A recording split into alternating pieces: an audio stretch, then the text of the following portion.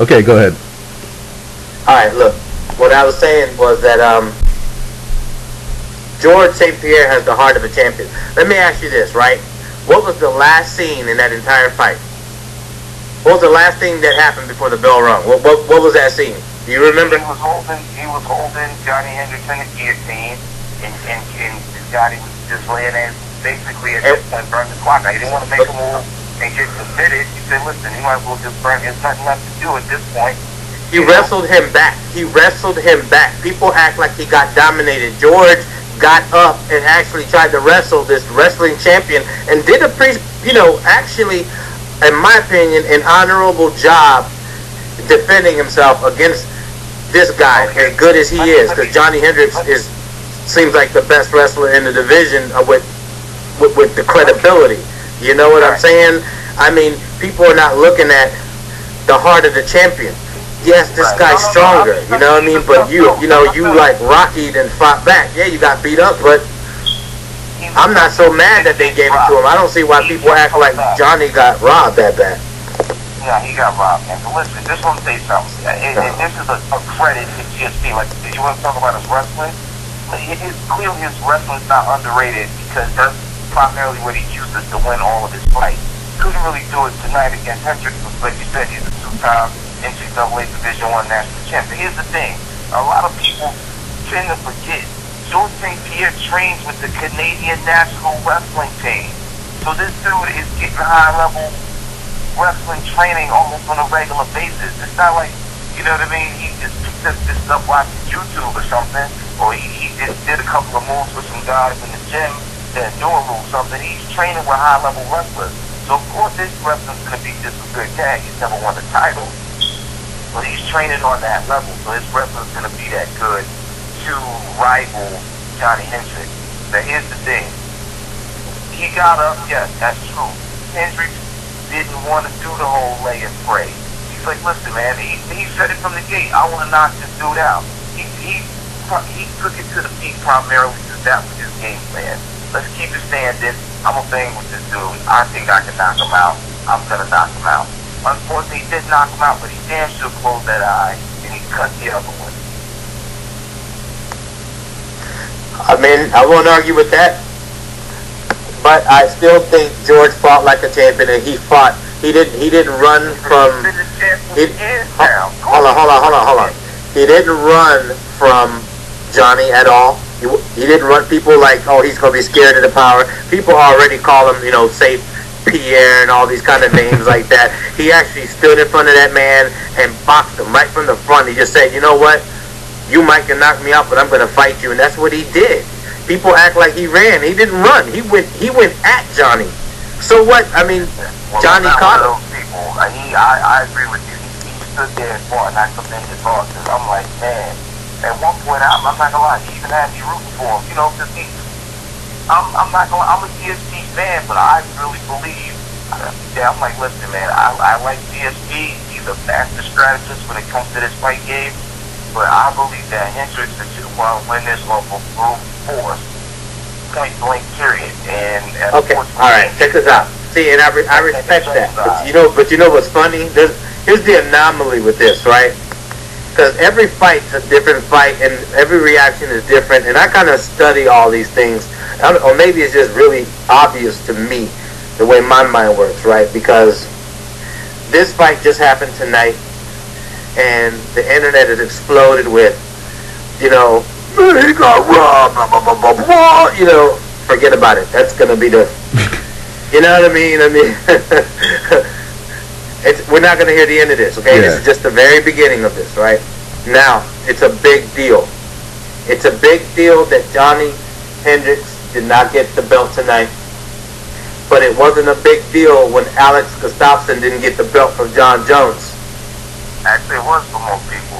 Nah, but people were like, oh, it was a close fight, but John won. I mean, all of this is opinionated. It depends on who you're talking to, Hey, Q, so let me ask you, if you would have judged a fight, how would you judge it, you think? If I'd have judged the fight, it was 48-47 Hendricks, man, period. Okay. I'm like, Hendricks, in my mind, he George wants to say, you know, Jupiter saying that GSP was more the aggressor. I can say in the sense of Chase standing there, but in the sense of really, really fighting, I give it to Hendricks, man. Hendricks was the one landing the shot. He kept the pace going as far as, like you said, he wasn't sitting there and dancing around, you know what I mean, and running from GSP either. He was going to knock his head off. He was backing up. He was backing up. He tried to take his leg, and he got up out of it, and he kept that thing standing. You know, I just really felt that he won that, man. You know, like I said, the only thing I can, if I'm like trying to think of the judge for a moment, only thing I can say that what gave GSP the victory, the way he got it, was other than him being the champ and the way he fought, maybe. Well, let me finish this answer. This hard. You gotta count the kicks. Now, this was something Jupiter was saying, and I'm not talking about the head kicks. Understand the amount of body kicks he threw, that in combination with his punches. If you want to look at total strike, you know, he put, as far as scoring is concerned, it's like, okay, well, he threw more strikes than Johny. You know what I mean? But if you're watching the fight from a sense of, all right, who's dominating in the sense of like, okay, if somebody's getting hit, who's getting hurt on every hit? Hendricks was winning that fight, man. It's like every time he hit George, man, the guy was getting hurt, man.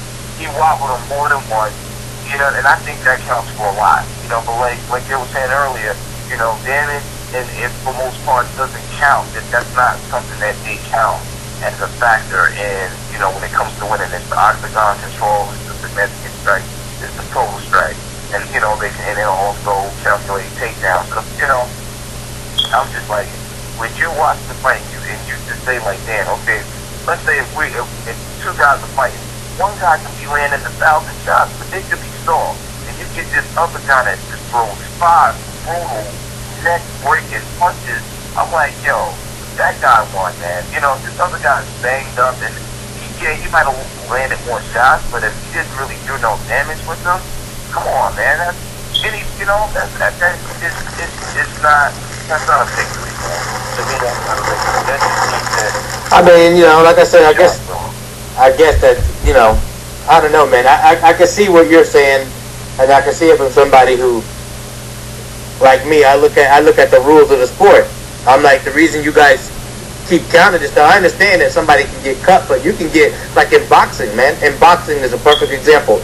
You can get cut in boxing and then outbox the guy and win the fight because you adapted and you started outboxing them. That's happened many times in many boxing fights. Right. Absolutely, man. And I'm talking. Hold on. I'm talking about the scoring system. That's what I'm used to in like boxing, because boxing was around before this.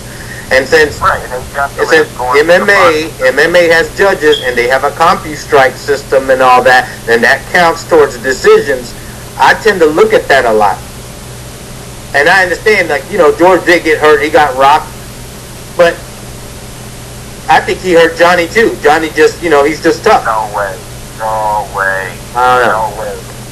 If you're tough, yeah, you're tough. But when you're hurt, if you're tough or not, when you're hurt, I mean, really hurt bad, it showed.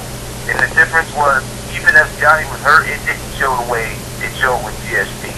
He wasn't hurt by far. He didn't said himself, he didn't hurt me with anything. Hendricks said himself. Now here's the thing, you want to talk about cut. Here's the thing. Prime example, Forrest Griffin, this dude won plenty of fights cut, bloody. So, you know, I don't want to say, oh, just because you got cut, you were bleeding, or, you know, that, you can win a fight, like you said, but you can be cut and still outbox, like you want to use boxing, for example, and still be able to outbox the person. That just means that at that moment in time, they were lucky enough or skilled enough to get a punch off that damaged you in that manner, but that doesn't mean that they outboxed you. In this case, I'm saying that Hendricks straight up outfought GSP all around.